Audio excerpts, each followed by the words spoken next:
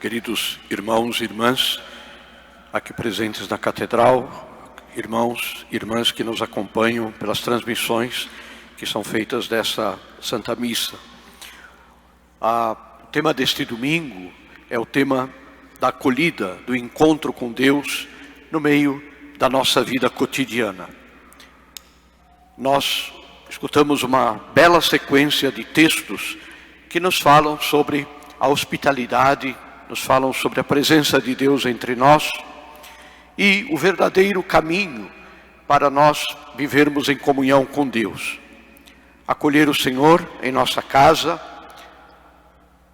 acolher o Senhor no nosso coração, significa abrir sempre espaço para a sua palavra, para a sua vontade, para a graça que Deus sempre nos oferece. É isto que as leituras de hoje nos lembram. Deus sempre vem ao encontro daqueles que estão dispostos a recebê-lo com amor. Mesmo nas circunstâncias mais simples, nas coisas mais banais do dia a dia, aí está este Deus que nos ama e que nos procura. A primeira leitura de hoje do livro do Gênesis, nós ouvimos o texto que nos fala de Abraão acolhendo aqueles três viajantes, três personagens misteriosos, e Abraão os recebe com respeito, com carinho, os recebe com amor. E este episódio nos mostra, porque estes personagens eram então uma forma de Deus ir ao encontro de Abraão. Este episódio, que é uma das cenas mais importantes da Bíblia, porque revela exatamente isso, como Deus vem ao encontro dos seus filhos nas coisas normais do dia a dia, das formas mais simples. Muitas vezes nós talvez gostaríamos de uma manifestação de Deus assim estrondosa, de forma milagrosa, com fogos de artifício, com toda aquela amontoado de coisas exteriores. Mas Deus não costuma vir ao encontro da nossa vida desta maneira. Deus vem na simplicidade do dia a dia, na pessoa que precisa de nós, naquela realidade na qual nós somos chamados, por exemplo, a dar atenção a alguém, a escutar uma pessoa, a ir ao encontro de alguém, visitar uma pessoa que está doente, conversar com alguém que está triste. Tudo isso é a maneira pela qual Deus vem ao nosso encontro. Se nós não percebemos, se nós não temos a capacidade de perceber isso, cabe-nos, de verdade, buscar sempre esta condição. Deus me procura no sofrimento, na dificuldade, nas situações difíceis que os meus irmãos vivem. É aí que eu vou encontrar a Deus. Ou eu encontro Deus aí, ou eu não encontrarei nunca a Ele na minha vida. Quando nós, queridos irmãos, acolhemos com amor, com generosidade, qualquer pessoa, qualquer realidade de alguém que se apresenta diante de nós, nós estamos acolhendo o próprio Deus. Depois ouvimos a segunda leitura da carta de São Paulo aos Colossenses. São Paulo, neste trecho, ele procura nos ensinar o sentido redentor do sofrimento. É interessante a frase de São Paulo: eu me alegro nos sofrimentos por vós, completo na minha carne o que falta às tribulações de Cristo. Portanto, para São Paulo, o sofrimento, as dificuldades do dia a dia, não são realidades inúteis, não são realidades que nos separam de Deus. Ao contrário, quanto mais São Paulo sente o peso do sofrimento, ele estava preso, estava numa realidade bastante difícil, quanto mais ele sentia isso, Quanto mais tomava consciência da sua situação, mais ele confiava em Deus. O testemunho de São Paulo é um testemunho para nós desafiador. Infelizmente, nós às vezes podemos adquirir o hábito, o mau hábito, de reclamar das coisas. E passar o nosso dia, a expressão me parece correta, resmungando. Porque isso não está bem, porque aquilo lá não está certo, porque aquela pessoa falou aquilo, porque o outro fez não sei o quê, porque eu não consegui realizar aquilo que eu estava querendo, porque aqui tem muitos jovens, porque tirei nota baixa na prova, porque isso, ou seja, e vamos então criando ao redor de nós, assim como que uma atmosfera de reclamações, de angústias. E São Paulo diz assim que ele nos desafia a entender que Deus se faz presente nestes momentos na nossa vida, que Deus nunca nos abandona. E quando nós sentimos a necessidade, o peso do sofrimento, a necessidade, talvez, da compreensão, de enfrentar problemas grandes, nós não podemos nunca perder a coragem, nunca desistir e entender que a vida cristã, ela é sacrificada, que nós de verdade precisamos carregar a cruz de cada dia. A cruz são essas dificuldades que fazem parte do nosso dia a dia. Depois escutamos o evangelho de hoje. Jesus entra na casa daquelas duas irmãs. Era uma família, Marta, Maria e Lázaro. Naquele momento Lázaro não estava ali. Estava somente Marta e Maria. Era uma família que acolhia sempre o Senhor com carinho, com amor. Jesus tinha também a necessidade humana de se encontrar com seus amigos, de compartilhar as suas dificuldades, as coisas que ele vivia como homem igual a nós, em tudo igual a nós, menos o pecado. E naquele momento, Marta se ocupa com os afazeres. Jesus veio almoçar, um exemplo.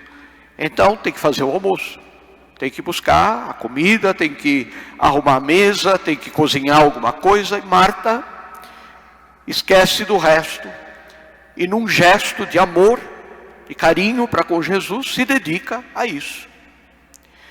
E Maria diz assim, bem, já tem uma se preocupando, por que eu também tenho que me preocupar com isso, né? Já tem, ela lá está cuidando das coisas, né? Eu vou fazer, como a gente costuma dizer, vou fazer sala para Jesus, não é? Vou ficar com ele, né? E Marta fica, como nós escutamos no Evangelho, fica bastante chateada com isso.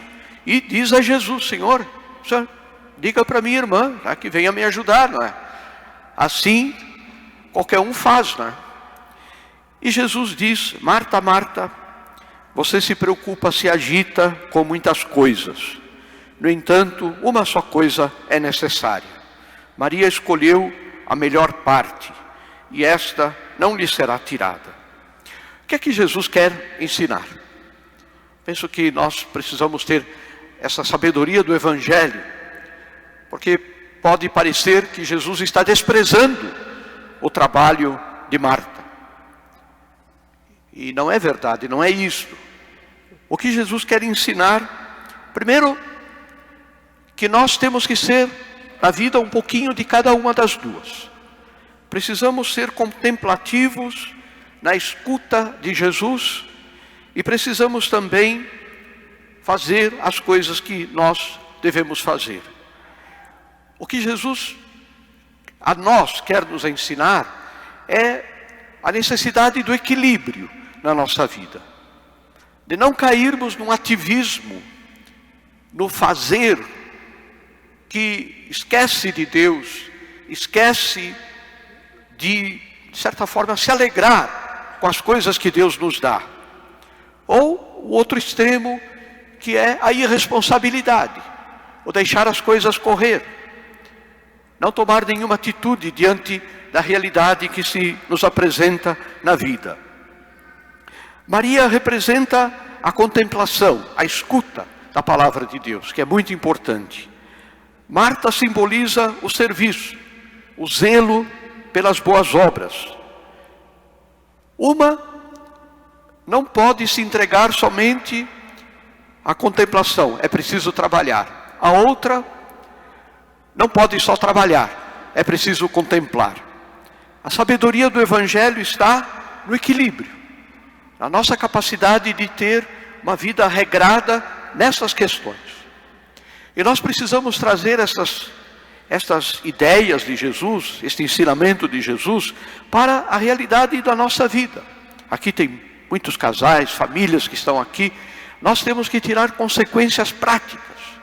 O que significa para uma mãe de família cuidar da família, sem deixar na sua vida a contemplação de Deus, a capacidade da oração, de rezar. O que significa, por outro lado, para uma pessoa que trabalha, às vezes quantas mães têm que trabalhar fora, os homens que vão trabalhar fora, e a tendência muitas vezes de fugir do trabalho.